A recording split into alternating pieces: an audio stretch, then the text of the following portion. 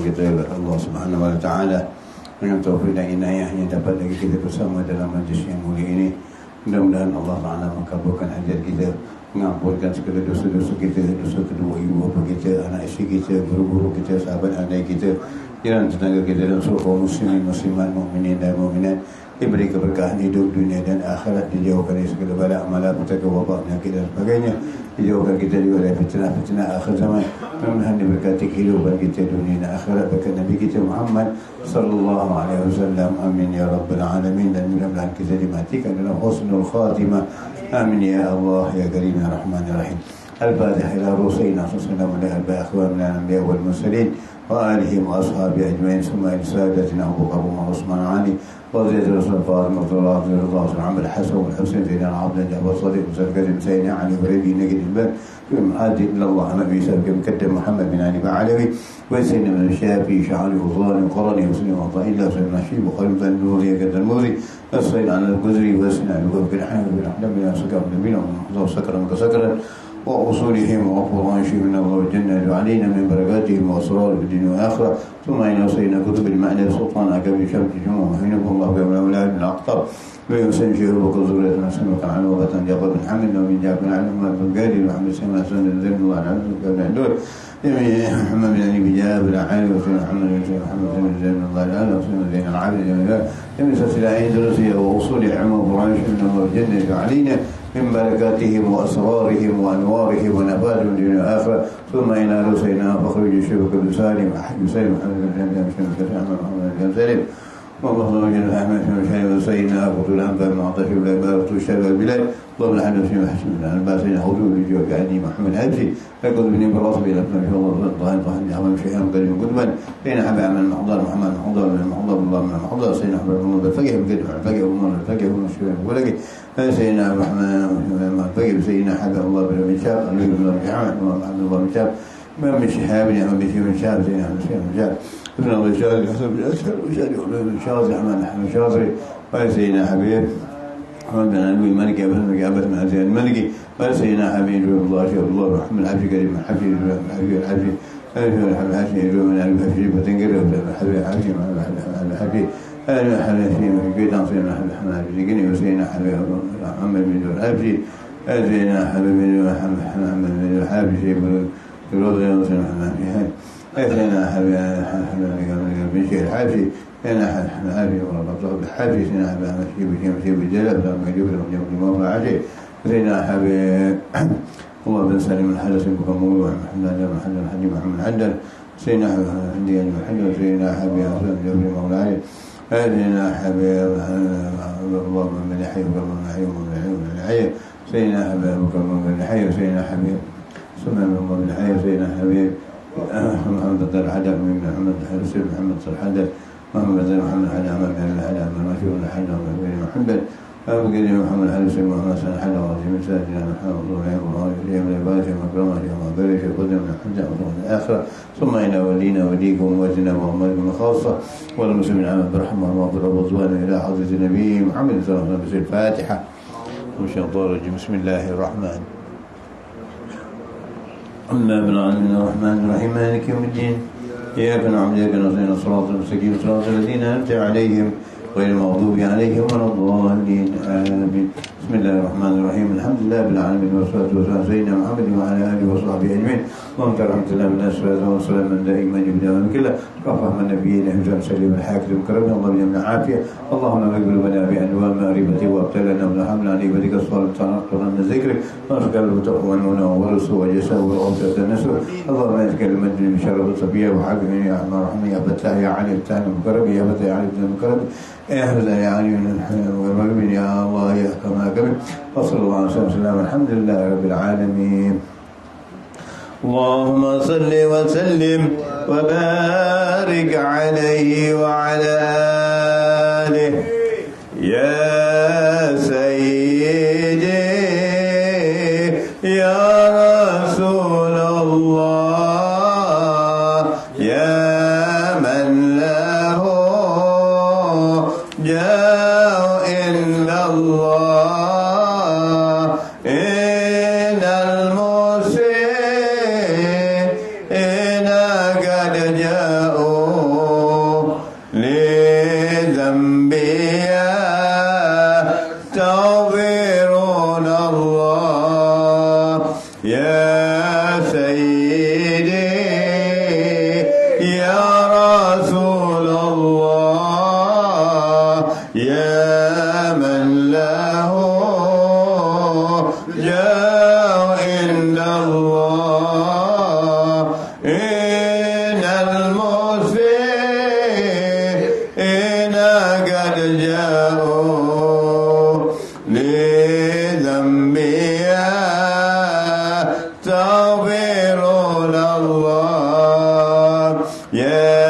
سيدا رسل هدينا هيا بغار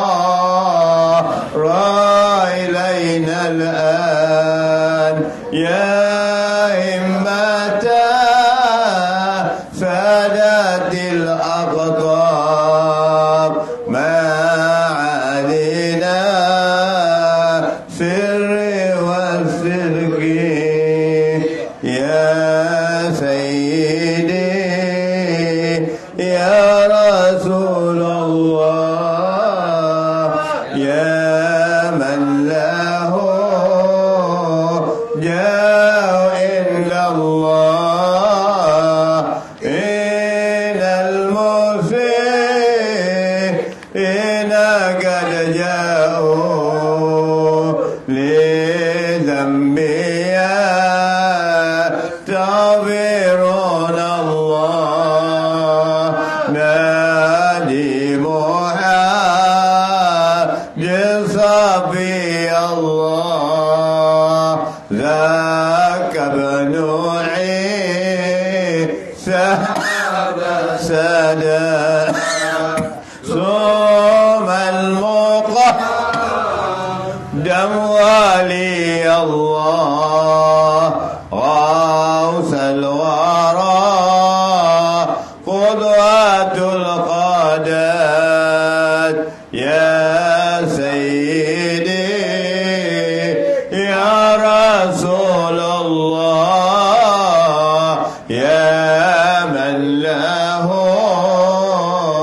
جاء الله إلى المرسلين إن فرجعوا لذنبي يستغفرون الله ثم الوجه لدين الله صاقبنا خالق العادات السيدة كامل الأول العيدر مظهر القدر يا سيدي يا رسول الله يا من له جاء إلا الله إن المسيئين قد جاءوا لذنبي يستغفرون الله قوموا بنا واكشفوا عنا يا سادتي هذه الأسواق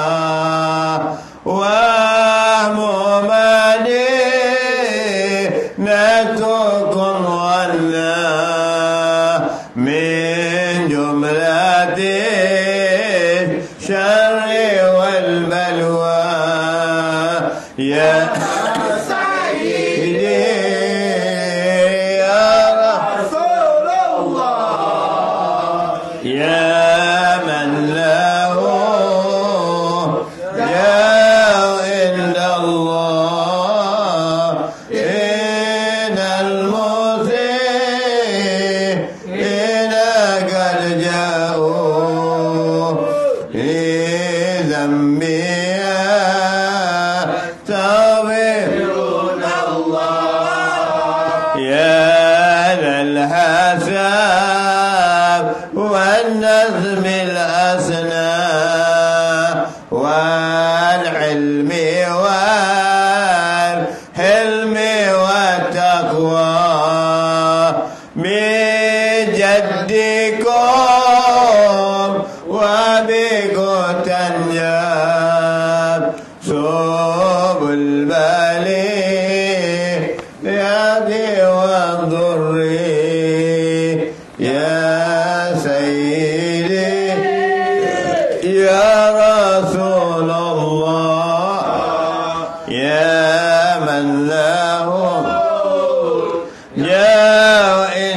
الله إن المسيئين قد جاءوا لذنبها يستغفرون الله اللهم صل وسلم وبارك عليه وعلى آله بسم الله الرحمن الرحيم نويت التعلم والتعليم والنفع والانتفاع والمذاكرة والتذكير والإفادة والاستفادة والحث على التمسك بكتاب الله وسنة رسول الله صلى الله عليه وسلم والدعاء إلى الهدى والدلالة على الخير وابتغاء وجه الله ومرضاته وقرب وثوابه ولا حول ولا قوة إلا بالله العلي العظيم وصلى الله على سيدنا محمد بالأمي وعلى آله وصحبه وسلم والحمد لله رب العالمين سبحانك لا علم لنا إلا ما علمتنا إنك أنت العليم الحكيم رب اشرح لي صدري ويسر لي عقدة بلساني يفقهوا قولي عما بعد بسم الله الرحمن الرحيم قال رضي الله تعالى ونفعني في الدين والدنيا والآخرة sambung dan dekat sambung dekat waqala sallallahu alaihi wasallam tetapi orang yang meninggalkan sembahyang dia kena bagi dia pekernya. Boleh. Dan riwayat daripada Ja'far sudah agak kan? Ya, tetapi orang yang meninggalkan sembahyang. Bila yang meninggal sembahyang terakhir kan? Yang akhir. Maknanya kita ambil daripada hadis waqala sallallahu alaihi wasallam qala radhiyallahu anhu fi dunya wal akhirah qala nabi sallallahu alaihi wasallam man jama'a baina salatin min ghairi 'uzrin faqad ata baban min abwabil kaba'ir. Dan sabda Nabi sallallahu alaihi wasallam barang siapa yang menghimpunkan antara dua semayang daripada ketiadaan uzur maka sesungguhnya telah mendatangi barang siapa menghimpunkan antara dua semayang dari ketiadaan uzur maka sesungguhnya telah mendatang akan dia satu pintu daripada beberapa pintu bagi dosa besar. Dan sabda Nabi SAW 10 orang yang pada umatku dimurkai Allah atas mereka itu pada hari kiamat dan menyuruh Allah Ta'ala dengan mereka itu kepada neraka padahal muka mereka itu tulang daripada tulang dengan tiada daging maknanya jatuh daging-dagingnya. Maka dikata orang, ya Rasulullah, siapakah mereka itu? Maka sabda Nabi SAW, orang tua yang berzina. Ini satu yang Allah Ta'ala kutuk, ialah orang tua yang berzina. Ini orang tua dah umur lanjut tapi masih lagi suka berzina. Jadi zina ini banyak. Zina yang kita juga yang ini hari umur mereka meningkat jaga. Zina bukan saja zina dengan maknanya lelaki perempuan, itu juga itu zina yang besar sekali yang Allah Ta'ala katakan wala taqrabu zina innahu fahsyatan sabilah. Maknanya zina itu dosa yang besar, maka hendaklah jauhkan ma'isyah dan nanqa yang tak baik. Jadi yang pentingnya zina ini ialah ada zina mata. Zina mata, ini pandangan kita, mata kita kepada benda-benda yang bukan hak kita. Kita suka menengok, membelek. Ini salah satu zina, yang zina mata. Zina lagi satu makna zina kepada keduniaan, maknanya memandang kehidupan kebendaan ini satu daripada kehidupan yang perlu sangat. Kehidupan yang perlu sangat. Walaupun memang itu diperlukan, tapi selama-lamanya terlampau berlebihan, rakus dan sebagainya. Ini yang tidak dikehendaki oleh Allah Subhanahu Wa Taala. Jadi sebab itu mengatakan yang keji sekali satu dari orang yang dibangkit kepada hari kiamat yang dimurkai Allah Taala kepada mereka, salah satunya orang tua yang berzina dan imam yang sesat. Ini hari ini bukan banyak. Semua membangkitkan anak saya ini, saya mursyid, saya ini, saya syekh ini. Ini imam yang sesat dan mereka itu sesat dan menyesatkan orang. Mendakwa dengan berbagai-bagai hukum, mendakwa dengan mereka ahlinya, mereka ahli makrifat, mereka ahli zarigat, mereka ahli ini, mereka ahli sir apa? Kata Allah Ta'ala, kata Nabi SAW, al-insanu sir wa ana sirru.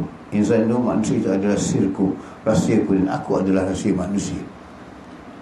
Jadi bukan mudah untuk membuka rahsia, bukan mudah nak bercerita yang bukan-bukan. telah sampai ke tingkat darjah ketinggian usaha sembahyang dan sebagainya.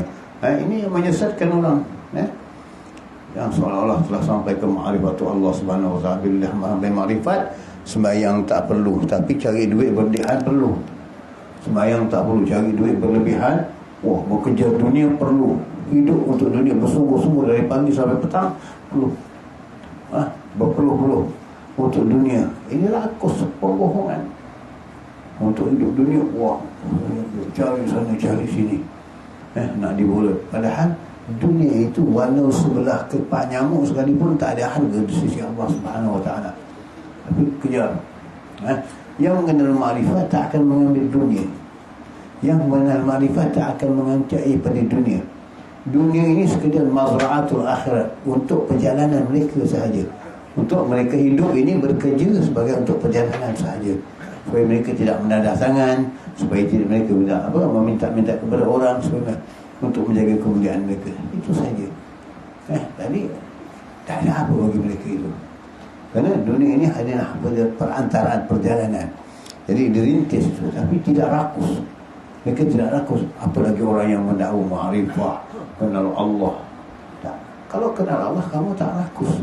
Ya, kamu kenal Allah, kamu beribadah kepada Allah. Bagaimana Allah Ta'ala mengatakan, wa ma khalaqtul jinna wal insa illa liya'budun. Tidak aku jadikan manusia dan jin itu melainkan beribadah kepadaku.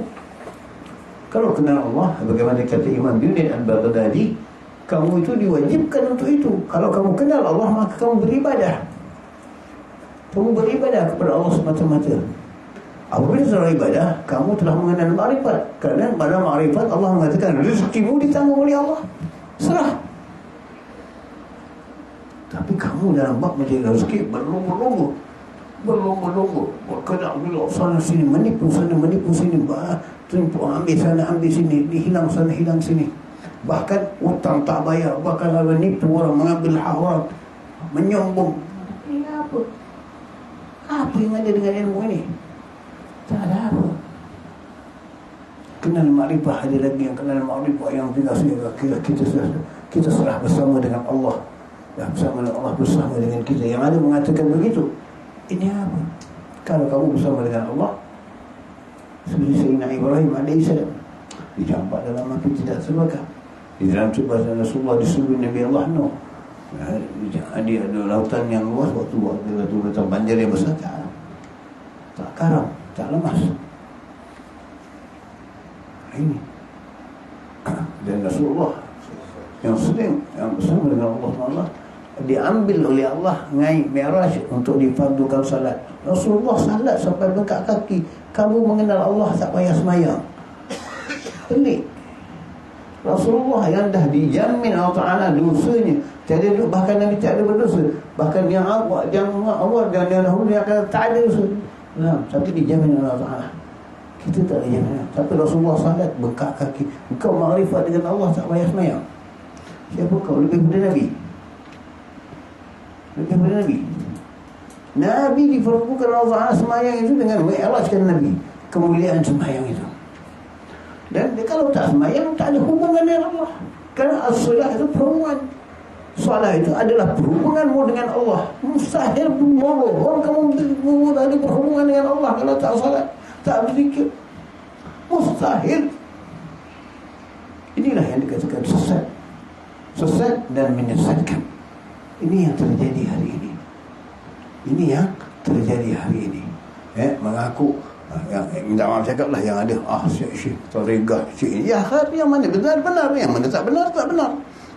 Yang ada lagi punya fahaman yang menidakkan lagi, menolak lagi akidah yang telah dibawa oleh ulama-ulama kita, yang mana Imam Ghazali berpegang kepada mereka, juga Imam Asy'ariyah, akidah Maturidiyah.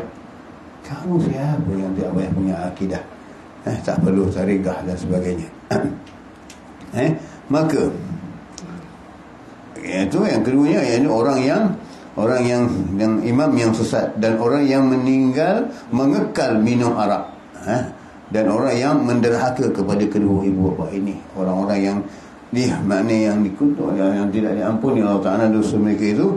Pertama, orang tua yang mereka bertaubat, orang tua yang berzina, dan Kedua, mereka imam yang sesat, maknanya mengajak orang kepada kesesatan, yang mengajar kepada kesesatan. Dan ketiga, mengekalkan minum arak. Keempat, berdahaga kepada kedua ibu bapa. Dan orang yang berjalan dengan mengadu-ngadu antara manusia seperti berkelahi. Mereka itu orang jadi mengadu domba manusia. Kemudian jadilah mereka itu saksi yang bohong, dengan doa yang dusta, mengadakan dan mengandung orang yang mengambil manusia menjadi saksi-saksi yang dusta, yang hari ini berlaku banyak. Dan orang yang menegahkan zakat, ini tidak mengeluarkan zakat, mengekahkan zakat. Dan orang yang memakan riba, berat riba, wal halamul bai' wa haram riba, kata Allah, aku menghalalkan jual beli, mengharamkan riba. Bagaimana saya rasakan, riba inilah yang menyebabkan manusia, orang Islam menjadi lemah, kegerunan orang kafir kepada umat Islam inilah kerana riba. Ini tentang perbahasan riba ini banyak. Dan orang yang zalim dan orang yang meninggalkan sembahyang. Kemudian mana orang yang zalim, yang suka menzalimi orang. Bila orang menzalimi orang, dia tentu menzalimi diri dia, pasti. Bila dia buat zalim pada orang, tentu dia, kerana perbuatan dia zalim, tentu menzalimkan diri dia, kerana dia akan mendapat hukuman pada orang yang melakukan kezaliman. Dia akan dapat hukuman kerana dia melakukan kezaliman. Dari pasti orang yang meninggalkan sembahyang, tetapi orang yang meninggalkan sembahyang digandakan baginya seksa, dihasilkan dia pada hari kiamat, padahal dibelenggu kedua tangannya, tengkuknya, dan malaikat memukul akan mukanya dan duburnya dan lambungnya, dua dadanya, dan berkata bagi mereka itu, tiada syurga bagimu daripada engkau, dan tiada aku daripada umat, daripada tiada aku daripada engkau. Maknanya di sini maknanya ditolak oleh Allah Ta'ala. Bila tak salat, samalah seperti orang kafir. Kerana perbezaan orang salat itu, yang menjadikan salat adalah seperti perbezaan orang kafir dengan orang Islam. Itu perbezaannya. Jadi kalau tak salat, menyerupai orang kafir. Jadi kata makrifah mengenal tapi tak salat, kafir. Tak susah. Apa lagi memperlekeh-lekehkan salat. Kemudian bila tak salat, maka seksanya amat berat.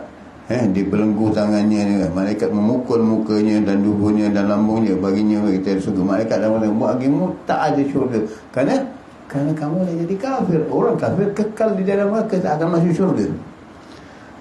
Daripada engkau dan aku, daripada aku dan tiada aku daripada engkau. Maknanya Allah tidak meredai dia. Dan berkata baginya oleh neraka, aku daripada engkau dan engkau daripada aku. Maknanya engkau daripada aku daripada engkau. Maknanya engkau jadi umpan kepada aku dan aku akan memakan kau. Itulah dia makna. Jadi, dan daripada ahliku, maknanya hampir olehmu kepada aku, sesungguhnya aku seksa akan dikau, akan seksa yang sangat. Maka pada ketika itu dibukakan akan baginya pintu neraka Jahannam, maka masuk ia daripada pintu seperti anak panah yang segera memanah, jatuh ia ke atas ibu kepalanya.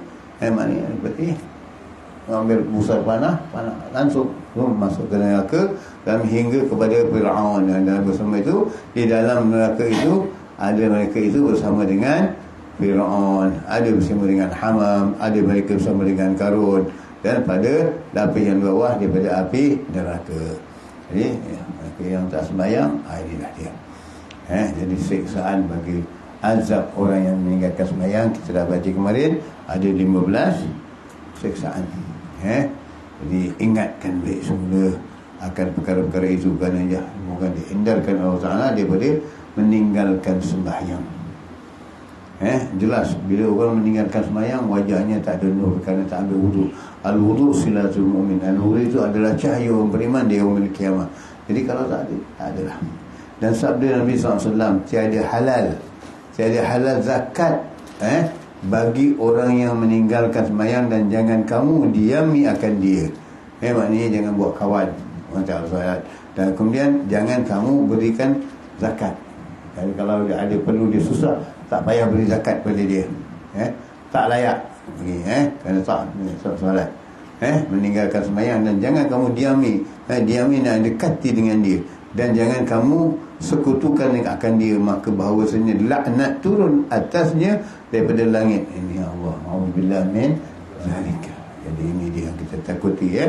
Tak sembahyang, maka kalau mereka susah, tak ada perlu zakat bagi dia, tak perlu diberikan zakat. Kemudian dan juga tidak perlu digauli, ana dibuat kawan. Tak payah ada yang bersama, dan tak payah duduk bersama-sama mereka. Kerana orang yang tak salat, takut bala akan turun, laknat akan turun.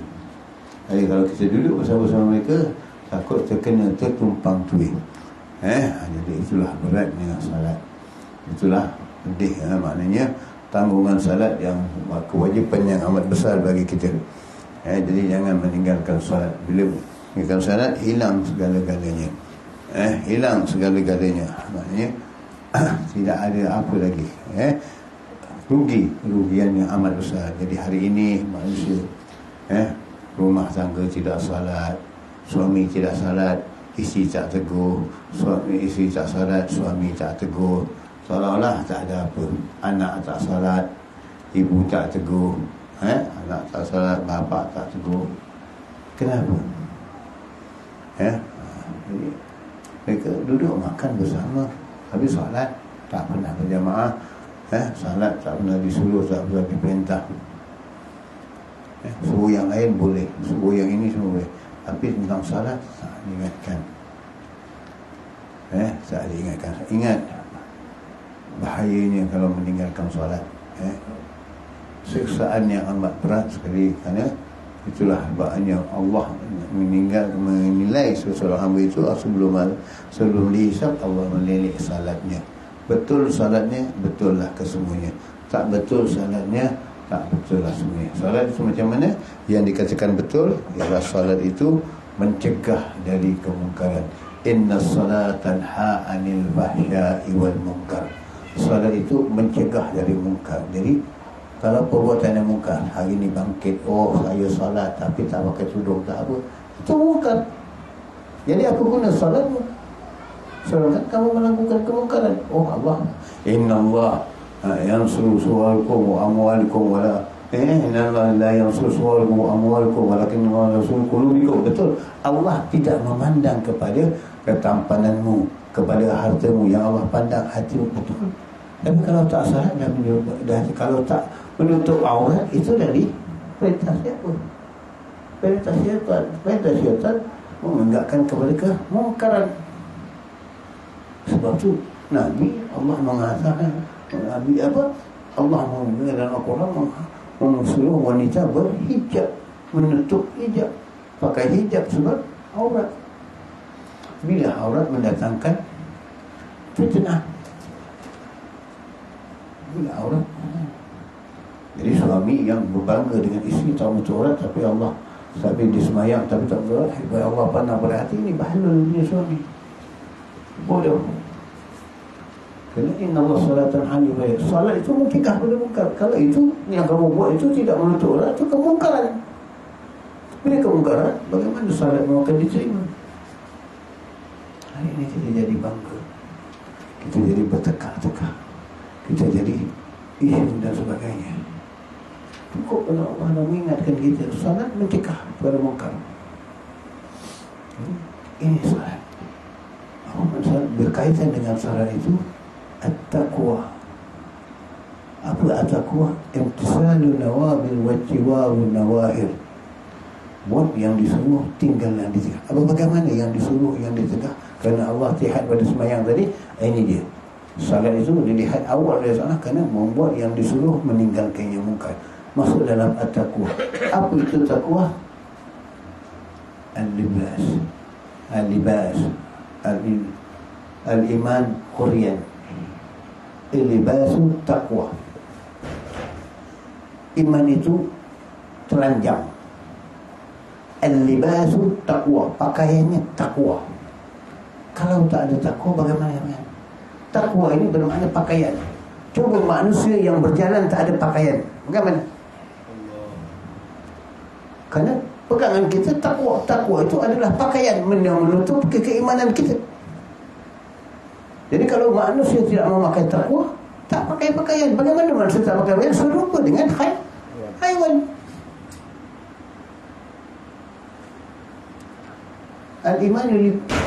Al-imanu ruyat. Iman itu telanjang, kata Nabi.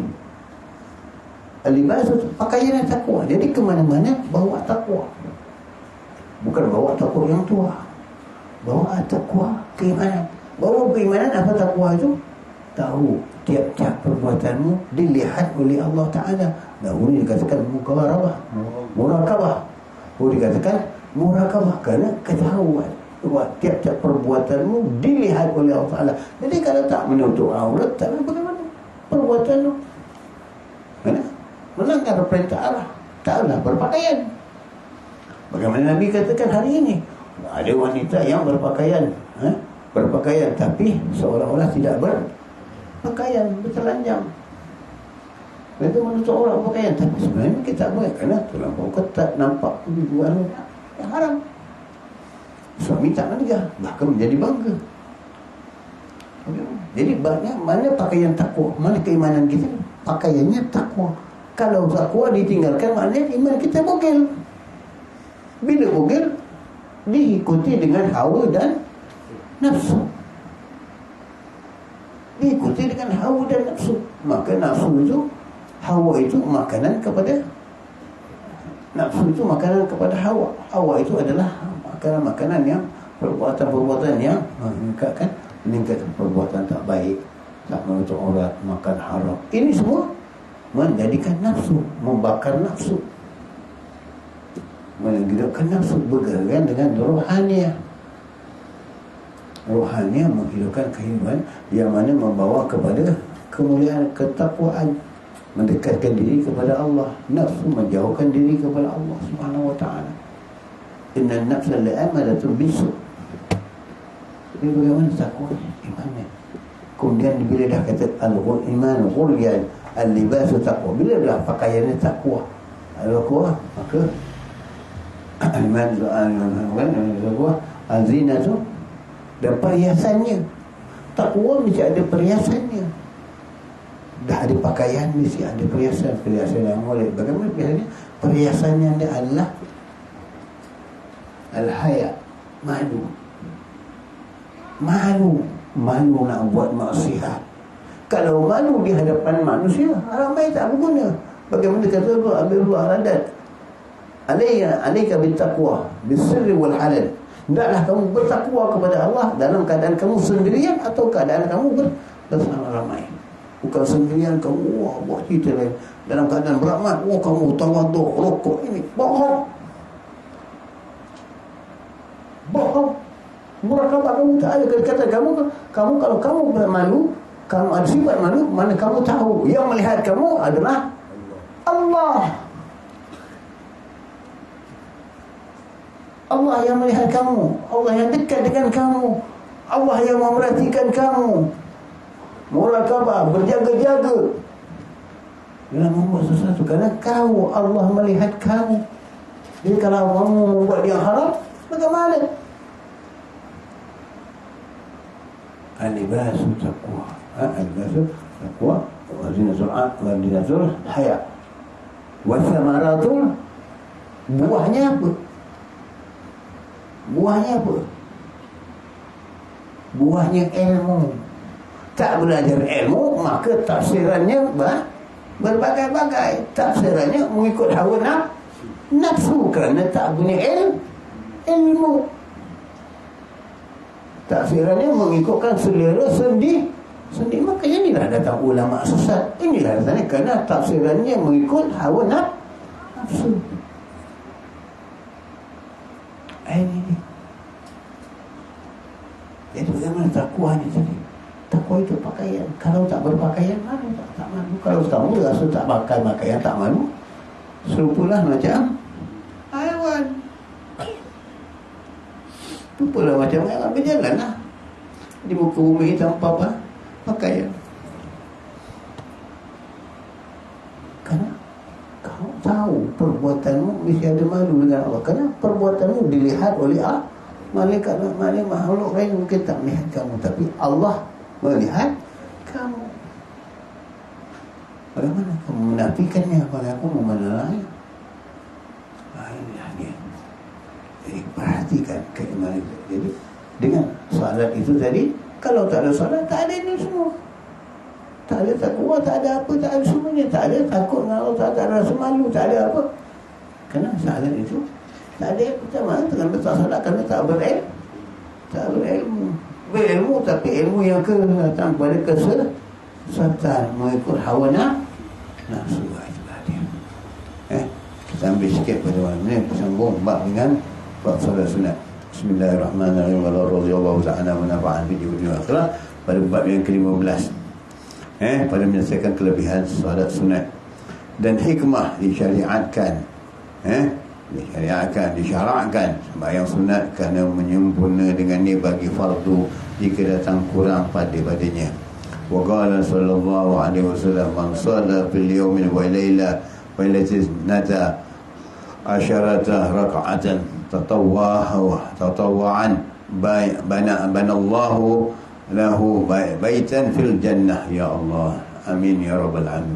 Sabda Nabi sallallahu alaihi wasallam, barang siapa sembahyang di dalam sehari semalam 12 rakaat sunat, memperbuat Allah Ta'ala baginya satu rumah di dalam syurga dan menyatakan akan dia, ini akan 12 rakaat itu oleh Imam An-Nasa'i, Imam An-Nasa'i daripada Imam Habibat, maka berkata ia 4 rakaat dahulu daripada zuhur. Ini yang kita katakan sunat mu'akkadah. 4 rakaat daripada zuhur, 2 rakaat kemudian daripadanya selepas zuhur, 2 rakaat. 2 rakaat dahulu daripada asar, maknanya sebelum asar. Dan di sini tapi ulama mengatakan tak ada sunat bagi asar sebenarnya. 2 rakaat daripada asar, sebenarnya tak ada sunat daripada asar. 2 rakaat kemudian daripada maghrib, betul, sebelum maghrib ada 2 rakaat dahulu daripada isyak. Itu. Tapi di sini 2 rakaat daripada asar tak ada. Ini kita bahaskan tidak asar. Sunat asar kata ulama bukan 2 rakaat. Sunat asar 4 rakaat. Dan 4 rakaat itu sebaik-baiknya diikuti dengan surah Zalzilah, Zalzilah, kemudian Al-Adiyah Tabah, kemudian Al-Qari'atu Mal-Qari'ah, kemudian Al-Hakumut Takatsur. Ini 4 surah yang dibaca dalam sunat asar. Ini yang ulama nyatakan kepada kita, banyak dalam sunat asar. Ini dia faedahnya yang amat banyak. Jadi kalau tidak, sembahyang sunat asar tak ada 2 rakaat.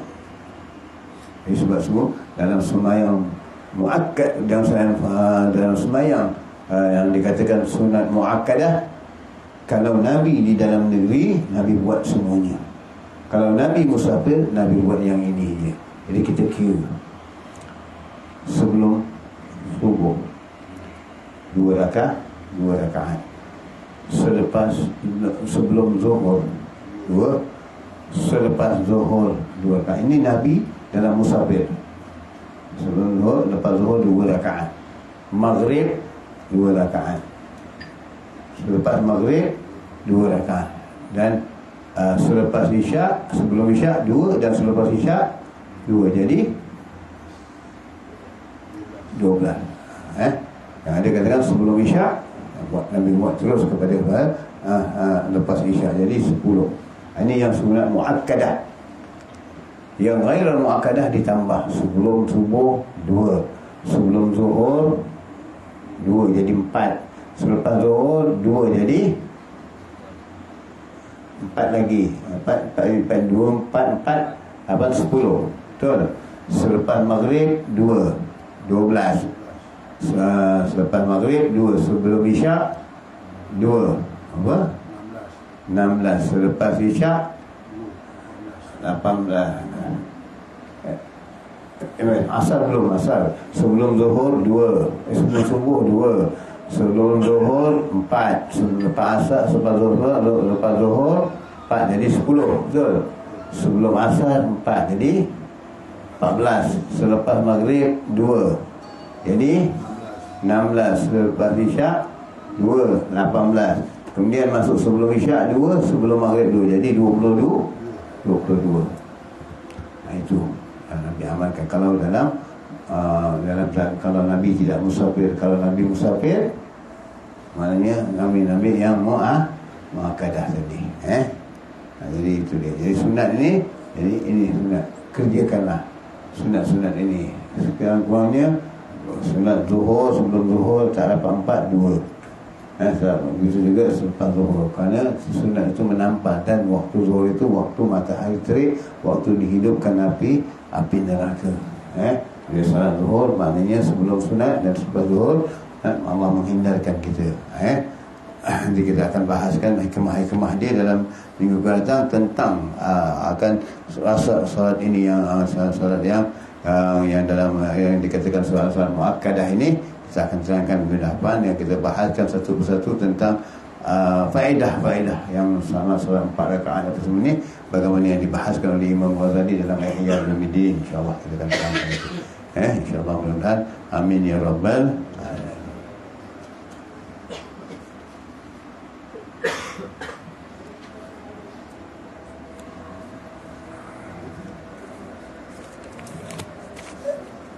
Kita sambung pada yang kedua.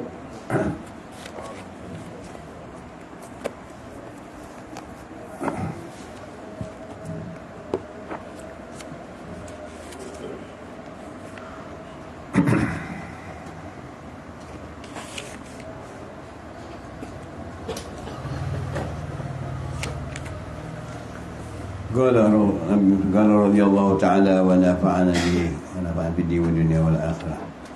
Ini kita sambung sikit berkenaan dengan kata-kata yang diucapkan oleh Imam Nawawi dan kata-kata yang diucapkan oleh Imam Bukhari dan Muslim dalam hadisnya. Jadi Imam Nawawi rahimahullah ta'ala mengatakan perlu diketahui setiap Muslim harus menjaga lisannya dari semua ucapan kecuali ucapan maslahat. Ketika berbicara dalam diam dan dia mendatangkan maslahat, itu setara dianjurkan diam kerana ucapan mubah bisa mengarah kepada sesuatu yang haram dan makruh. Ini maknanya jaga lisan.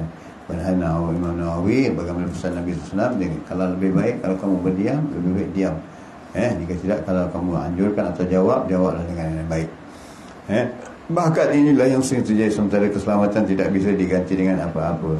Jadi kadang-kadang diam itu lebih baik daripada berkata-kata. Dengan diam itu lebih menyelamatkan diri kita. Kerana dengannya orang mengata orang ni kita cukup tambah campur jadi begini. Tapi kalau diam, kamu senang, kamu rasakan ini satu fitnah, satu dah, angkat kaki jalan, jangan tunggu lagi. Dalam Sahih Bukhari Al-Muslim terdapat hadis yang diriwayatkan oleh Abu Hurairah bahawa kata Nabi SAW, barang siapa beriman kepada Allah Ta'ala, dia hendaklah dia berkata dengan baik ataupun diam. Maknanya baik kata yang manfaat, menyampaikan perkara-perkara yang manfaat, dan kalau tidak, lebih baiklah kamu diam daripada berkata-kata yang tak mengeluarkan perkara-perkara yang tak manfaat. Kenapa? Bila tak manfaat, maknanya ditakuti jadi fitnah ataupun jadi perkara-perkara yang mengumpat atau mengunjing orang lain. Itu dia. Itu yang ditakuti.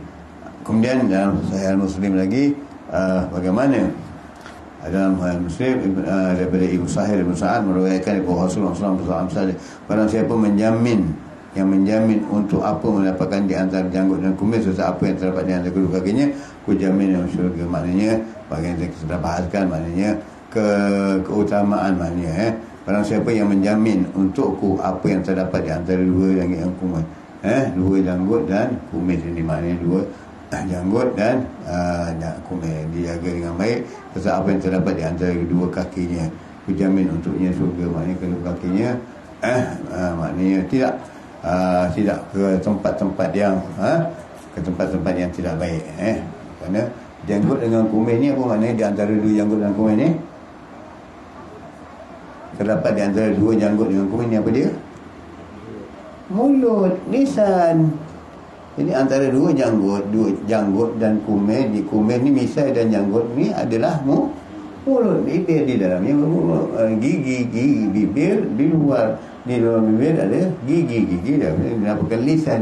Lisan ini Allah salutkan nampak dengan bibir dengan gigi supaya tak terlepas yang begitu sekali, supaya maknanya dia usahalah lisan ini suruh dijaga dengan baik, buat menyampaikan yang manfaat. Ini maksud Nabi, antara dua janggut dan misalnya jaga di dalamnya, di antara dua apa dia, bibir tu ada satu namanya lidah yang boleh berkata-kata, kalam. Ini yang disuruh jaga, kerana ini yang berbahaya. Lidah lebih tajam dari pedang. Lidah lebih terat juga. Ya.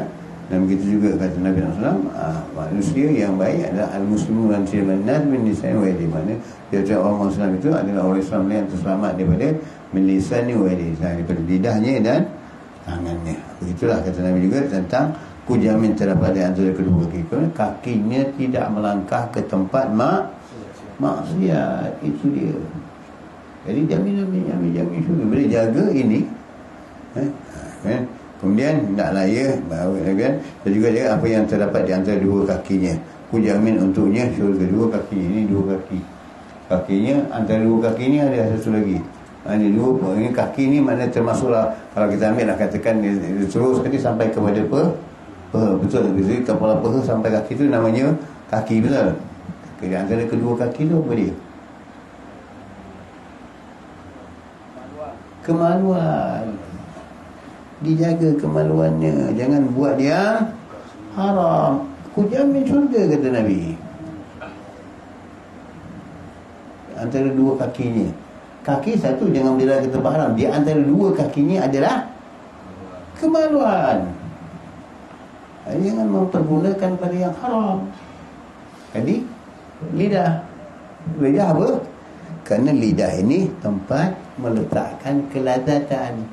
Cakap bohong enak, ngatur orang enak, mengumpat orang enak, menipu enak. Ini lidah. Kelazatan maka diletakkan antara dua bibir, janggut dan lisan tadi. Kedua kaki juga, di antara kedua kaki ini, dua kaki kanan, di tengah-tengahnya kemaluan. Tempat kelazatan juga. Tapi jangan salah gunakan kelazatan itu. Lidah juga tempat lazat. Makanan sudah dapat dirasa, itu pun tempat lazat untuk merasa. Tapi kemana perginya? Ini halal atau haram? Ini persoalannya ini. Kalau kamu meninggalkan yang haram, maka Nabi kata aku dah syur, kerana ini tempat lazat mengatur orang. Kamu tinggalkan, daripada kamu cakap kamu diam, kamu tinggalkan. Perbuatan yang baik, tak mengunjung orang, tak mengumpat orang, hanya mengatur perkara yang baik. Orang beriman. Begitu juga menjaga orang yang beriman. Tapi kalau tak menjaga, itu yang kita baca dari kita yang pertama tadi, orang tua yang paling dikutuk adalah orang tua yang panjang umur tapi berzina. Tidak. Ya, kaitannya. Ini dia. Jadi jamin, aku jamin syurga kalau orang yang dapat meninggalkan kedua ini dalam hadis Bukhari. Kemudian kata Nabi SAW lagi, Abu Hurairah meriwayatkan Nabi SAW bersabda, seorang hamba mengucapkan satu kata yang mendatangkan ridha Allah, nescaya dia akan mengangkat darjah tanpa disedari. Satu kata yang baik yang menyedarkan. Maka ini yang dikatakan oleh takwa tadi. Bila masuk pada bertakwa, satu daripada jalan-jalan bertakwa zahiran, takwa zahir dan takwa batin. Apa takwa zahir? Takwa zahir seperti amalan saya, zahir ikut makan, minum, berjaga, tak berlebihan, makan, minum, ini takwa zahir. Dan juga pergaulan, percampuran. Hari ini pergaulan, bagaimana mencari sahabat yang baik dengan sahabat yang baik. Ini ulama bagaimana kata Allah ada tadi, alaika bittaqwallah, kenali bagaimana bercampuran pergaulan untuk mendapat takwa kepada Allah. Jika kamu gauli orang itu, dari kamu tak salat kepada salat, daripada kamu tak mengaji kepada mengaji, dan kenali orang itu sebelum kamu bergaul dengan dia. Ini pesan para ulama. Kamu gauli orang itu, kenali orang itu untuk bergaul sebelum kamu bercampur dengan tanya keadaan orang ni bagaimana, tanya pendapat orang, saya kenal siapa bagaimana. Dan bila kamu gauli dengan dia, dia mengajak kamu kepada kebaikan.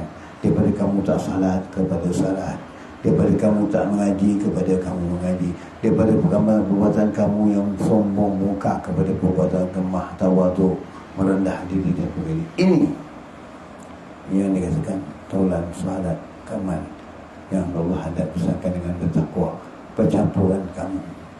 Dan ia juga percampuran kamu, jika kamu bercampur pergaulan kamu dengan mereka, campur kamu lagi sombong, lagi bongkak, lagi menipu lagi, dan sebagainya. Dan temanmu juga tak menasihatimu. Ini teman yang tak boleh buat teman. Jangan digauli, kata. Teman yang sebaik-baik teman, kata ulama, adalah mereka yang bukan, bagaimana kata Al-Hikam Imam Ibn Athaillah mengatakan, jangan pilih teman ini, jangan semuanya yang kamu lakukan temanmu kata enggak. Sebab kamu punya kedudukan, temu banyak best, bagus, baik, benar tu, benar tuan, benar tuan Sri, bagus, ini bagus. Kerana kedudukan dia, pangkat dia, kamu benarkan. Ini bukan teman, ini bukan sahabat, ini adalah musuhmu ya. Nanti dia malam kiamat, dan musuhmu dia kuburmu nanti. Kerana perbuatanmu yang silap, perbuatanmu yang tak betul, semua dia sokong, dia kata, oh baik, best, bagus, first class, pandai kau buat ini, pandai tuan mengatur begini ya. Ini teman tak boleh buat teman. Ini teman menangkapkan kita, menjahanamkan kita. Tapi carilah teman, kata Ibn Athaillah, yang selalu membangkangmu. Membangkang bagaimana? Apabila kamu tak buat betul, kamu tidak mengikuti landasan besar kamu, ditegurmu, diingatkanmu. Fulan, ingat ini tak benar. Fulan, ini ingat tak benar. Fulan, ini tak betul. Itu temanmu yang mengingatkan kamu kepada Allah Subhanahu wa taala. Wa inna dzikra tanfa'ul mu'minin. Maknanya orang Islam itu ada sesuatu ingat mengingati. Kalau teman tak ada mengingatkan kamu, oh bagus, buat yang tak betul, semua bagus, ini bukan teman. Ini musuhmu yang paling kapat sekali, musuhmu yang paling dekat yang menjahanamkan kamu. Sebab bila dia dah, kamu dah tak habis, tak ada benda, dia pun lagi juga kan? Musuhmu. Bila kamu tak punya jawatan, dia pun lagi juga. Dia pembohongan. Inilah dia, ulama lah memberikan kita, kata garis-garis panduan, guideline. Tapi kita tak mengedari, kita tak mengambilnya. Juga patah Melayu, kadang-kadang kita ambil juga patah Melayu ni. Sayang anak, tangan-tangankan. Sayang isteri, tinggalkan. Tapi terbalik hari ni. Sayang anak, peluk-pelukkan. Sayang isteri, tangan-tangankan. Ini dia hari ni terjadi. Patut sayang anak, tangan, mengingatkan anak jangan buat salah, jangan buat apa. Anak yang tak buat betul, kita tegur. Sayang isteri, tinggalkan. Betul. Sayang teman,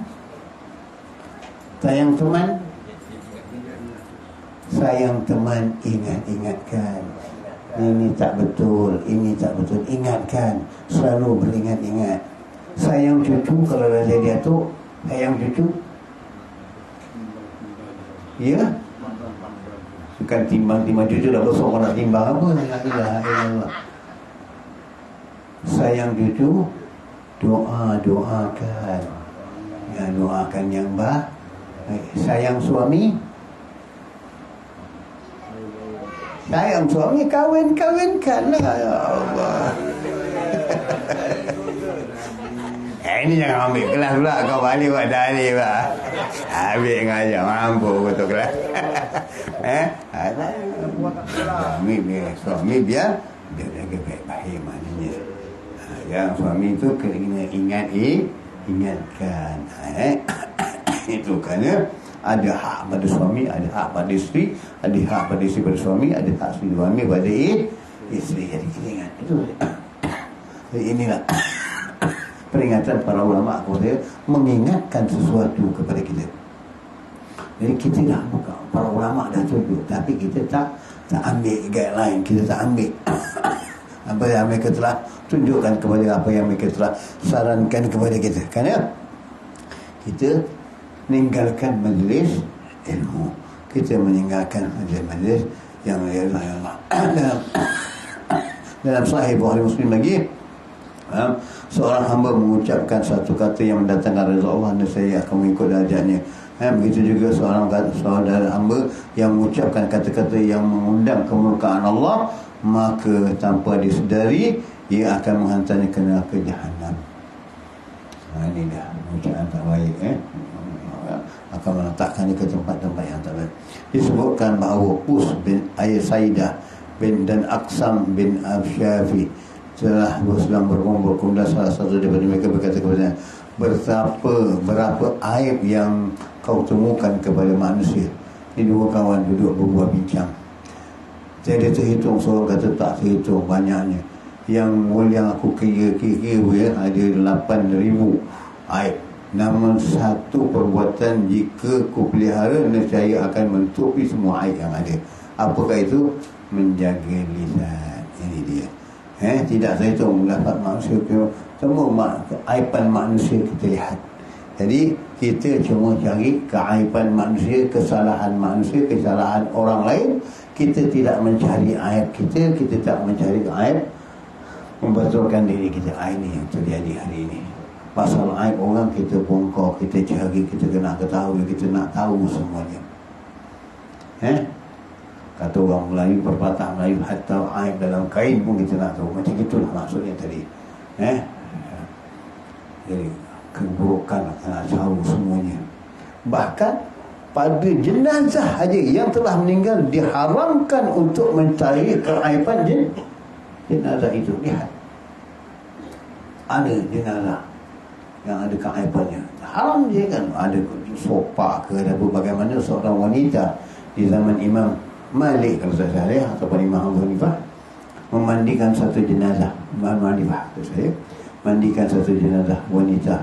Wanita itu seorang pelacur yang dimandikan. Ini bukan mandi mayat, ini mandi muka, mandi basuh pada sapu kepada kemaluan wanita itu waktu dimandikan. Sampai di dalam hati perempuan itu mengatakan, berapa banyak lelaki yang telah menidurimu, berbanyak maksiat yang telah kamu lakukan. Dalam perkataannya, dalam hatinya dan perkataannya, menciptakan mencari aib wanita itu. Ini jenazah. Apalagi manusia yang hidup, ini jenazah. Begitu nak mandikan, nak gerak sabunnya, tangannya tak gerak. Benda tangannya terlekat di situ. Tangannya terlekat di situ. Ditarik tak boleh. Ditarik tak boleh. Orang tu waris daripada jenazah ini tu mana perempuan yang mandi mayat lama tak keluar. Akhirnya dah lama sangat mereka keluar masuk ke dalam. Kenapa? Rupanya tangan wanita ini melekat di kemaluan. Sumpah tu tak boleh tarik. Ini bahaya. Jadi ada yang mengesyorkan, dipotong tangan ini, dipotong tangan wanita ini. Jadi ada pula dikatakan dipotong di sini bagi bahan kemaluan ini. Tidak boleh menghadapi jenazah, walaupun misal kata dia tak betul. Maka akhirnya dibawa kali ini kepada Imam Malik. Pada Imam Malik atau Imam Ahmad dibawa minta fatwa daripada Imam. Imam ini akan bagaimana untuk menyelesaikan masalah, apakah hukumannya. Maka kata Imam Malik, kata saya, dengan 80 sebatan. Bagaimana 80 sebatan? Maknanya dikumpulkan satu-satu lidi itu dengan 80 ikat, 80 bekas, 80 itu batang, kemudian diikatkan dan jadikan jadi sebatan dan disebat sebagai satu hukuman. Sudah disebat, barulah dilepaskan. Itu dalam keadaan jenazah yang diumpati bagaimana yang hidup. Apa hukumannya? inilah jaga lisan yang baik. Ini itu Allah Ta'ala tunjukkan kepada kita. Menghina dalam jenazah kamu hina, bagaimana? Jadi sebab tu ulama hari ini mencegah bagi mereka yang suka mandi jenazah ataupun yang mengikuti mandi jenazah, yang mengikuti anak, suami, isteri, kawan nak ikut mandi jenazah, mandikan jenazah, tapi jaga aibnya, jangan keluar daripada itu ceritakan keaiban jenazah, jangan sekali-kali. Itu baru jenazah. Kalau manusia yang hidup, bagaimana lidah kita untuk menjaga mereka itu keaiban mereka. Jadi jangan dijadikan keaiban mereka. Maka itulah kata kedua sahabat ini, lebih baiklah kamu berdiam diri, menjaga lisanmu. Bila menjaga lisanmu, segala perkara-perkara yang aib ini tak akan diceritakan, tak akan diceritakan kepada orang lain. Maka jadi terselamatlah. Jadi terselamat mereka itu dan juga kita. Bagaimana kata seorang alim, bila masuk ke masjid, dilihat orang alim ini khasyaf, dilihat kat luar ada syaitan. Maksud orang alim ni nak masuk ke masjid, lihat ada syaitan. Syaitan buat apa kat sini? Tengah mengendap orang nak keluar masjid. Buat apa kau?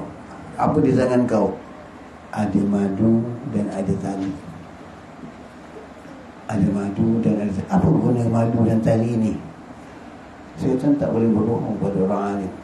Tuhan, kata syaitan ini, tadi dia nak ke masjid, aku cuba cegah, tak boleh. Kerana kekuatan dorongan hatinya kuat, panggilan Allah, mereka dapat ke masjid. Tetapi apabila keluar dari masjid, aku cari jalan supaya dia ikut aku pula. Tapi macam mana suruh ikut kau? Aku bawa tali, aku bawa madu. Tali ni aku akan, mereka keluar dari masjid, aku akan kalungkan di leher mereka seperti lembu yang aku tarik. Ke mana? Ke tempat-tempat yang lara, ke tempat-tempat yang orang duduk berbual-bual dengan lara, berhabisan masa, duduk di situ, aku dudukkan di situ. Kemudian dari mulut mereka aku tuangkan madu. Tuangkan madu kenapa?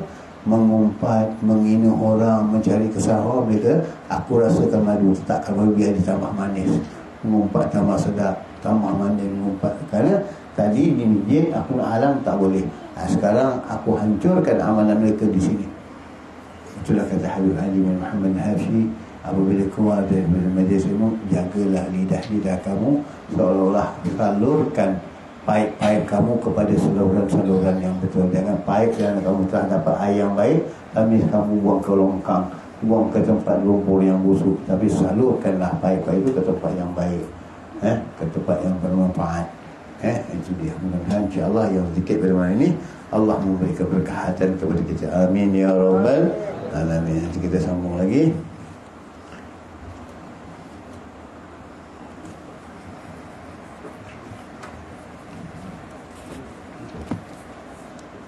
Dan yang ketiga, sambungan kita muka surat 147 kalau tak salah saya. Bagaimana kata Abdullah Haddad, ini baru kita baca tadi. Ini hari Abdullah Haddad datang, Masya Allah, kitab yang luar biasa. Abdullah Haddad muka 147 dan 146 yang atas sekali.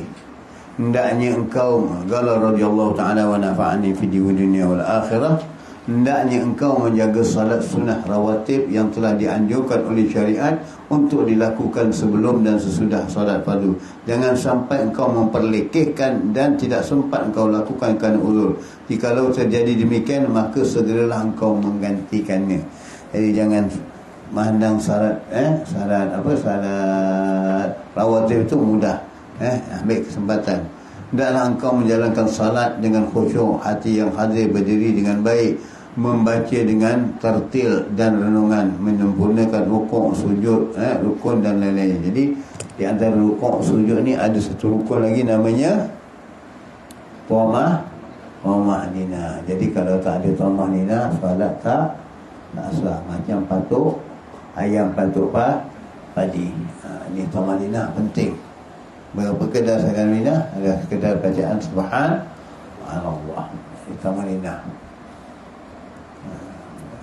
Tamadinah satu. Yang keduanya, yang kita tak perasan sekali, gerakan.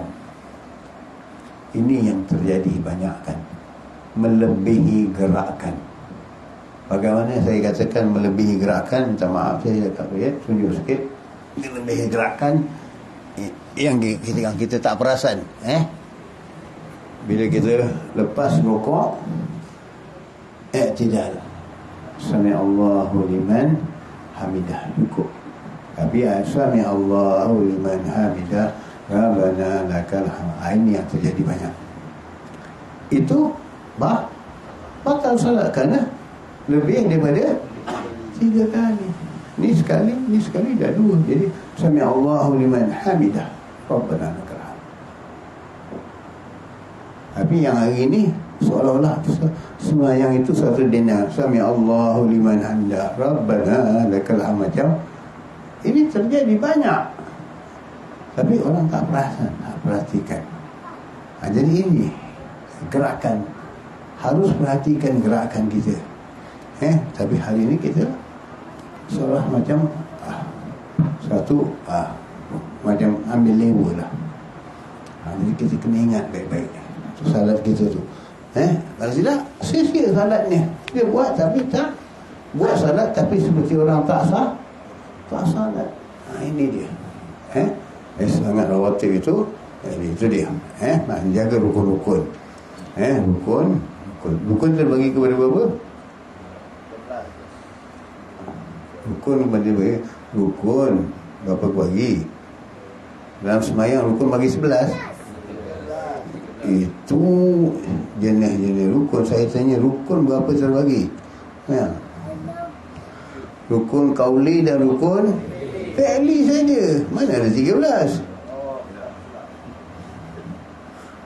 Kalau saya tanya rukun sembahyang, baru ada 13. Ini rukun saja. Sembahyang terbagi kepada berapa rukun? 2 rukun. Rukun kauli dan rukun fi'li. Itu saja. Rukun 13 payahlah. Jadi itu dia. Dan tanya sikit lagi, jangan lupa lagi, apa beza rukun dengan syarat? Apa beza rukun dengan syarat? Dia tahu rukun macam mana, syarat macam mana.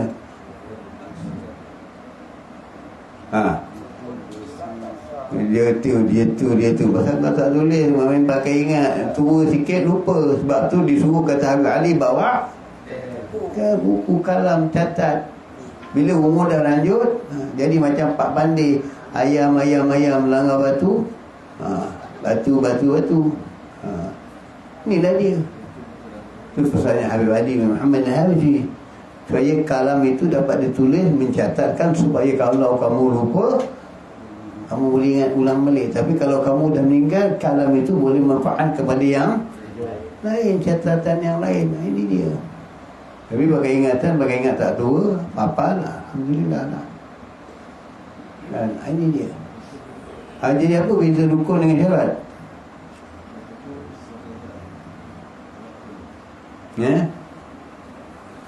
Berapa kali saya ulang? Ini macam mana yang nak hafal Quran? Rukun dengan syarat dia tak hafal.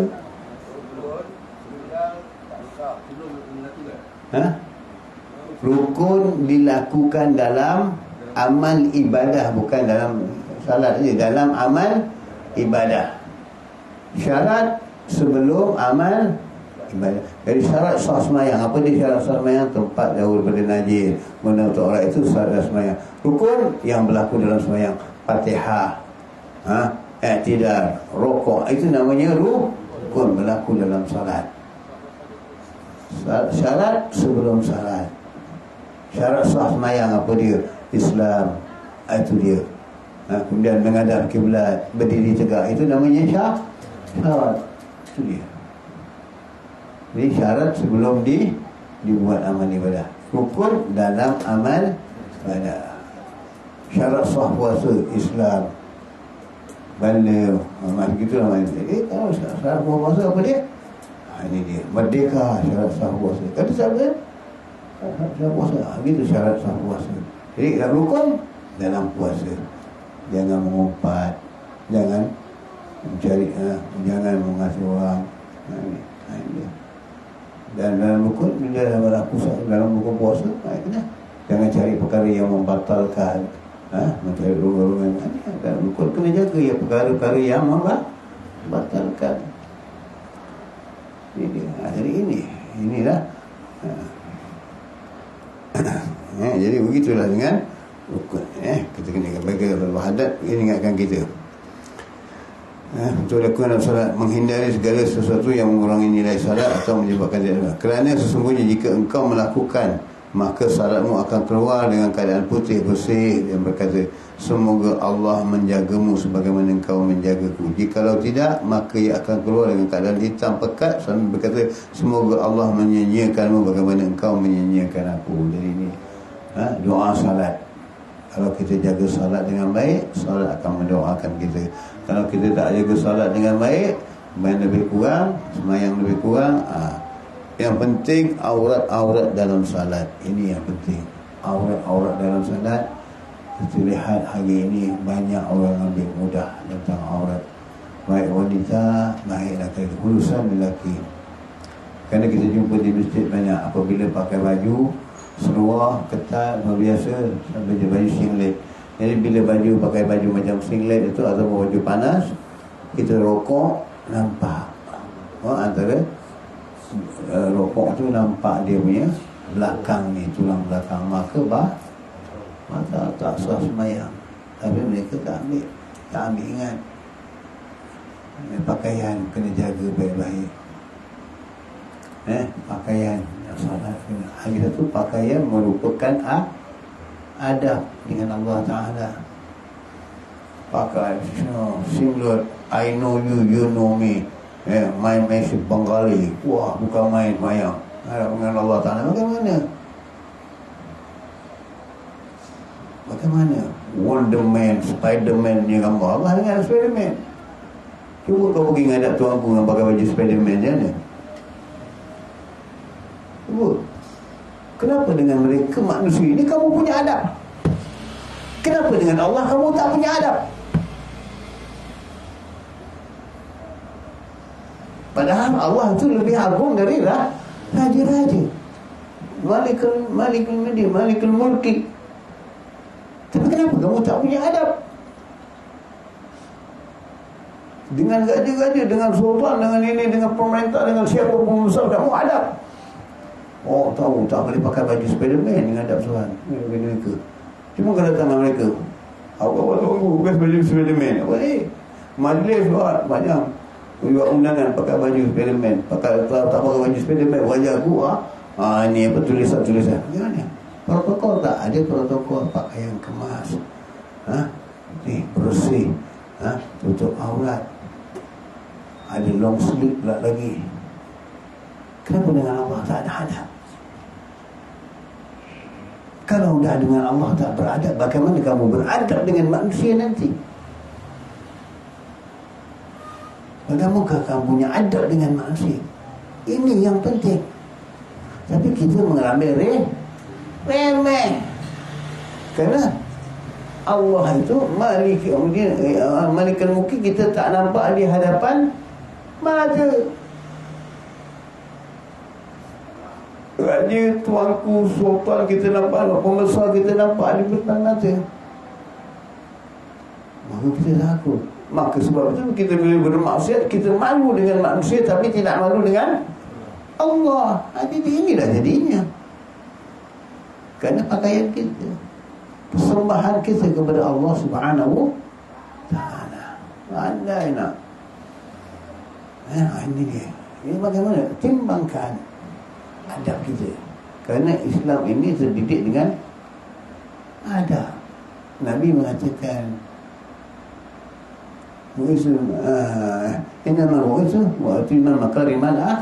aku diutus kerana semata-mata untuk memperbaiki akhlak, adab.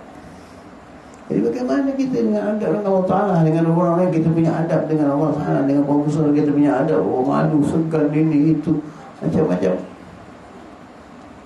Oh, ada pula lagi yang kita katakan kita tak sekata dengan mereka, tak setara. Dia orang besar, dia orang kencang-kencang, orang kaya-kaya, kita tak setara duduk dengan kita. Kita tak boleh gaul dengan dia, duduk satu tempat. Siapa? Ambil paling senang. Mereka itu hamba Allah. Sudah, mereka senang dengan kamu, kamu gauli mereka. Kamu tak senang, mereka tak senang kamu. Bukan ada masalah. Yang penting masalahmu dengan Allah Ta'ala. Jika kamu duduk menghayalkan kamu dengan urusan dunia, dengan urusan-urusan yang mengumpat mencari hajat, jika sudah dapat buat apa? Buat apa? Nah, inilah dia. Sudah. Maka dalam hal ini Nabi bersabda, laisa mar'i min salati illa man aqala minha. Sesungguhnya, maksudnya seorang tidak memboleh hasil dari salatnya kecuali yang ia sedari darinya. Jadi maknanya kalau salat, dia lagi banyak masuk salat, ada panjang angan-angan, lupa rakaat dan sebagainya, angan-angan banyak. Bagaimana keadaan kita dalam angan-angan dalam salat ini berbahaya. Angkat takbir, hilang semuanya. Hilang semuanya. Khusyuk hilang, apa hilang. Yang terbayang yang lain kan hilang. Itulah yang insyaAllah yang akan kita bahas nanti, bagaimana nikmat salat, bagaimana masyarakat. Kita dah terangkan dahulu. Ini berjagalah hukum-hukum Allah. Itulah tadi kepada pakaian kita at-taqwa. Itulah pakaian kita. Bila ada pakaian bertakwa, maka hawa nafsu akan terjaga. Maka apabila nafsu akan terjaga dengan terbentuk, maka rasalah kelazatan, rasalah nikmat ibadah dengan Allah Subhanahu Wa Taala. Rasalah kemasinan, kemanisan dalam ibadah dengan Allah Subhanahu Wa Taala. Kalau tidak, kita akan merasa yang baru. Dan sedikit bagaimana ini, mudah-mudahan Allah Taala memberikan kita kemudahan, mudah-mudahan memberikan kita orang-orang yang beriman, mengangkat darjat kita dan mengampunkan segala dosa kita. Amin ya rabbal alamin. Bismillahirrahmanirrahim. Alhamdulillahirabbil alamin wassalatu wassalamu ala sayyidina Muhammadin wa ala alihi wa sahbihi ajmain. Rabbana anfa'na bima 'allamtana, rabbi 'allimna allazi yanfa'una, rabbi faqina wa baqi ahlana wa qarabatina bi dinina ma ahli kutri unsa wa zakar, rabbi wafiqna wa fiqhum lima tarḍi qawlan wa fi'lan karama warzuqi kulla halalan daima wa akhla azkiya ulama na'dha bi khairi wa nafah kulla syarr. Rabbana azli lana kulla syuyun wa ajra bi ridha minkal uyun واقض عنا ربنا كل ديون قبل أن تأتينا رسل المنون واقبض أنت أكرم من ستر والصلاة الله تغشى المصطفى منهل الحق دعانا والوفاء بكتاب للناس شفا وعلى الآل كرام شرفا وعلى صحب المصابح الأرى. اللهم اهدنا بهداك واجعلنا من ينصرهم في رضا ولا تولنا وليا سوى ولا تجعلنا ممن خالف أمرك وعصاك وحسبنا الله ونعم الوكيل ولا حول ولا قوة إلا بالله العلي العظيم. صلى الله على سيدنا محمد النبي وسلم والحمد لله رب العالمين. يا ربنا ترفنا بأن على لظى أشرفنا فتوب علينا توبة تغسل كل هوبة واغفر لنا العورات وآمن الروات واغفر لوالدي ربي ومولودينا والأهل والإخوان وسائر الخلان وكل ذي محبة أو جيرة أو صحبة والمسلمين أجمع آمين رب فاسمع فضلا وجودا منا لا باكتساب منا بالمصطفى رسولي نهضى بكل سولي صلى ربي عليه عد الحب وآله وصحبه عدادة الصحب والحمد لله بالبدء والتناهي قبل المغض على ونبينا من قبلي لا إله إلا الله لا إله إلا الله لا محمد رسول الله صلى الله عليه وسلم كلمة حق عليها نحيا وعليه نموت وعليها بها نمس إن شاء الله تعالى. العنذر برحمتك يا أرحم الراحمين. اللهم اسم الماء في قلوبنا واغفر بها ذنوبنا وأغل بها شؤوننا ويسر بها أمورنا وارفعنا وانفعنا بها يوم لا ينفع مال ولا بنون إلا من أتى الله بقلب سليم. بسر الفاتحة.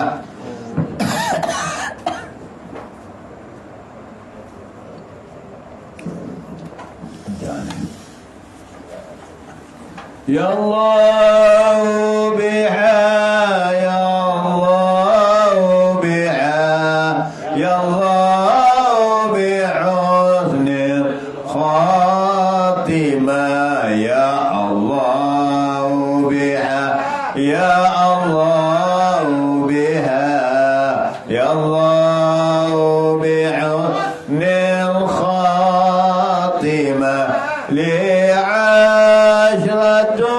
أدبي بهم نرى الجحيم الخاتمة المصطفى والمرتضى وابناهما وفاطمة وخديجة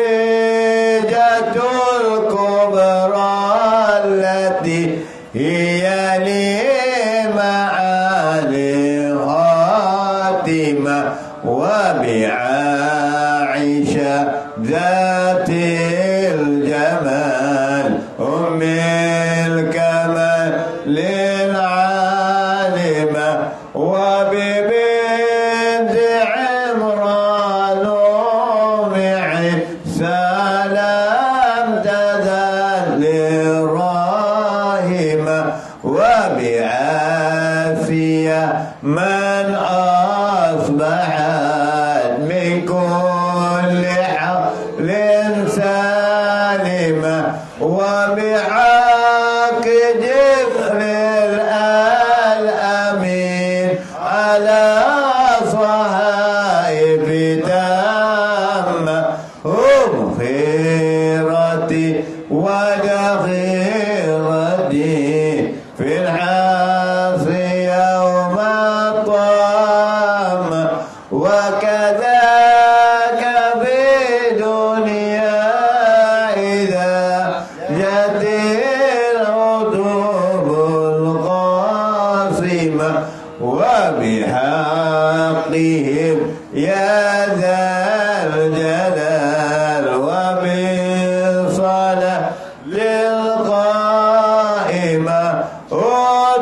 ودوبنا والمسلمين يا الله من كل عين لامة ومن العدا ومن الردى ومن المصائب عامة ودوبنا والمسلمين يا الله من كل عين لامة ومن العدا ومن الردى ومن المصائب عامة ودوبنا والمسلمين يا الله من كل عين لامة ومن العدا ومن الردى ومن المصائب عامة وعليهم يا ربنا منك صلاة الدائمة ثم صلاة على الذي خصصه بمكالمة يا الله بها يا الله بها يا الله بحسن الخاتمة يا الله بها يا الله بها يا الله بحسن الخاتمة عند الموت والقبول بجيش رسول سيدنا محمد صلى الله عليه وسلم بسر الفاتحة.